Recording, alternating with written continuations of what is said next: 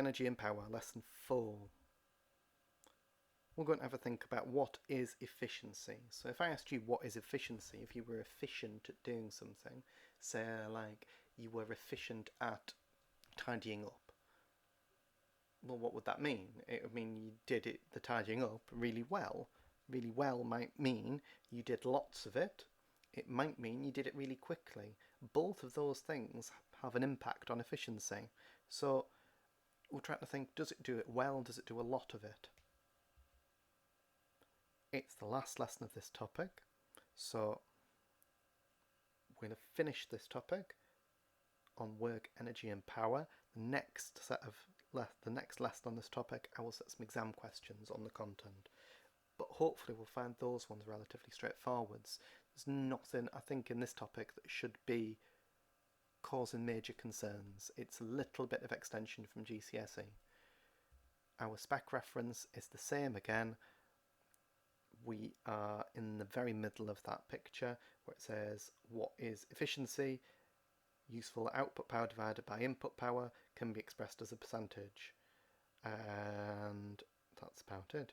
We could, if we're in class, investigate the efficiency of an electric motor being used to raise a mast to a measured height. That is classic practical. You may have seen it demonstrated at GCSE, for instance. It's thrilling. You put a motor on the desk and put a string on the end of the motor, and then the motor raises some slotted masses, and you can work out the gravitational potential energy that those masses have gained in the amount of time it takes. And then if you connect a voltmeter or an ammeter up to the circuit that your motor is in, you can work out how much electrical power is supplied. So if you've got the power supplied and you've got the amount of work that the motor's done, you can find out how efficient it is, how well it's turned the electrical energy into the gravitational potential energy.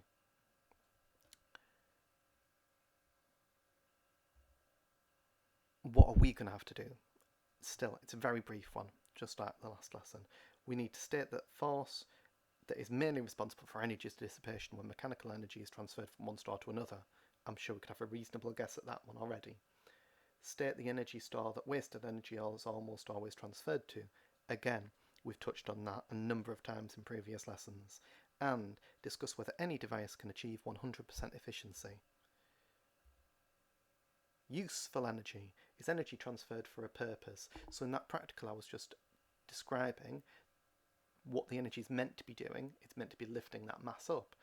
Any energy that doesn't get transferred from electrical energy to the gravitational store of the mass being raised is wasted. Usually the energy is wasted via friction. So friction's working against the movement.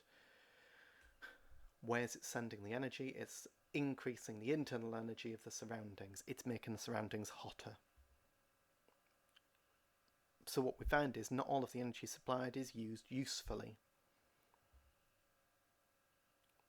Suppose, in that example, our motor, our winch, raises 150 newtons, 6 metres, okay, so I've stuck it out the classroom window instead, in 10 seconds. And the motor is 500 watts of electrical energy supplied. So, what is the total amount of electrical energy supplied to the winch in 10 seconds? If we've got 500 watts, that's 500 joules per second. So in 10 seconds, that's 5,000 joules. The useful energy transferred is potential energy. Potential energy, E equals mg delta h, or force times distance.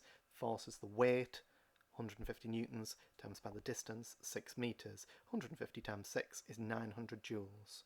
So we can see quite clearly that there is a big difference in the energy going in compared to the energy coming out. There's 4,100 joules of energy are wasted in that motor, probably by the motor getting hot. So how do we calculate the efficiency? Efficiency is useful divided by total. So we're saying it could be the useful energy divided by the energy supplied. It could be the useful work divided by the work supplied. I need to change that. It's got to be the same on the top and the bottom. It can't be energy. It's got to be energy and work. No, that's the same. Energy is equal to work. I was going to say you could do useful power out divided by total power in. And that would give you the same calculation because you're just working out the amount of energy per second on the numerator and the denominator. Anyway, the useful work done, the useful energy transferred in this example was 900 joules and the total energy supplied was 5,000 joules. So we divide 900 by 5,000, that gives you a decimal 0.18. So we times by 100 to get 18%. Remember from the spec reference at the beginning, efficiency can be expressed as a percentage.